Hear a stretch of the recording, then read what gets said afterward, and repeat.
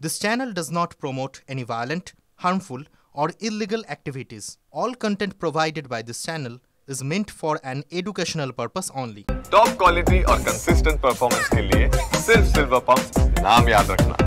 রাজ্যে শেষ হয়েছে বাম জামানা, সকলে বলে বামেরা শূন্য।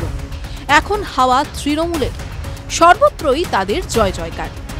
বিধানসভা লোকসভায় একত্রভাবে দাপিয়ে বেড়ালেও কুলতলি ভুবনখালীর সমবায়ে কিন্তু এতদিন দাঁত ফোটাতে পারছিল না ঘাসফুল শিবির।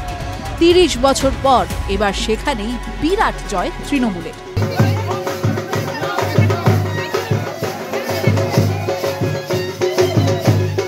কুলতলি বিধানসভা এলাকার চুপড়িঝাড়া গ্রাম পঞ্চায়েতের ভুবনখালী সমবায় সমিতির দখল নিয়েছে তৃণমূল কংগ্রেস। দীর্ঘ ৩০ বছর ধরে এসইউসিআই এর দখলে থাকার পর রবিবার বিনা প্রতিদ্বন্দ্বিতায় তৃণমূল কংগ্রেস নিজেদের দখলে নেয়। এখানে তো বিরোধী শূন্য, বিরোধী নেই, বিরোধী বললে নেই। চুপড়িঝাড়া অঞ্চলে বিরোধী বলে নেই, সমবায় সমিতি নয়। আমাদের টার্গেট 2026 যাতে বিরোধী শূন্য অঞ্চল করা যায় ও কুলতলিতে আমাদের এমএলএ সাহেবকে যাতে 1 লক্ষর বেশি ভোটে জেতানো যায় সেই প্রক্রিয়া এখন শুরু হয়েছে আমাদের। বিশেষ করে চুপড়িঝাড়া অঞ্চল থেকে আমরা শুরু করেছি। বহুদিন তো এসইউসি সিপিআই দখল করে রেখেছিল, বিশেষ করে এসইউসি পার্টি ও সিপিএম ও বিজেপি মিলে দখল করে রেখেছিল সমবায় সমিতি। এতটা দুর্নীতি করেছে, তারা নির্বাচনে লাভার মতো ক্ষমতা নেই, সাহস নেই ও আসছে না। আমরা বারংবার বলেছি যে বিরোধী আসুক, বিরোধী না আসলে মজা নেই খেলার মধ্যে। খেলতে গেলে তো বিরোধী থাকার দরকার, বিরোধী প্লেয়ার থাকার দরকার, কিন্তু আমরা এখন দেখলাম বিরোধী প্লেয়ার নেই, ময়দানে নেই। বিরোধীরা কেউ নমিনেশন ফাইল করেনি না, সেরকম তো আমার মধ্যে এখন অবধি জানা নেই, বিরোধী কেউ নেই এখানে। এই সমবায় সমিতিতে 9টি আসন রয়েছে, তার মধ্যেই শুধুমাত্র তৃণমূল কংগ্রেস 9টি আসনে মনোনয়নপত্র জমা করেছে। বিরোধীরা কেউ কোনো আসনে মনোনয়নপত্র জমাই করেনি, যার জেরে তৃণমূল কংগ্রেস কার্যত বিনা প্রতিদ্বন্দ্বিতায় জয়লাভ করেছে। TV9 Bangla digital.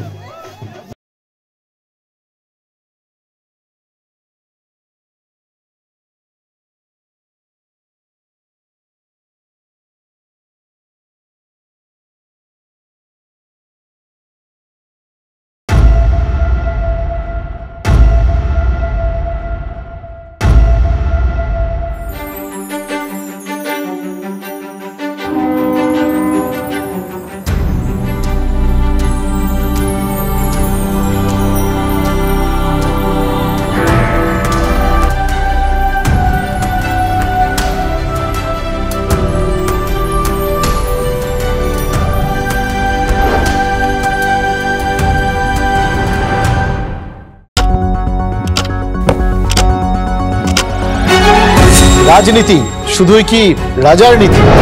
রাজা উজিরের চোখে নয়, আপনার আমার চোখে সমাজের ছবি। কঠিন কথা সহজভাবে না বললেই নয়, না বললেই নয়। প্রতিদিন রাত 9টায় TV9 বাংলায়।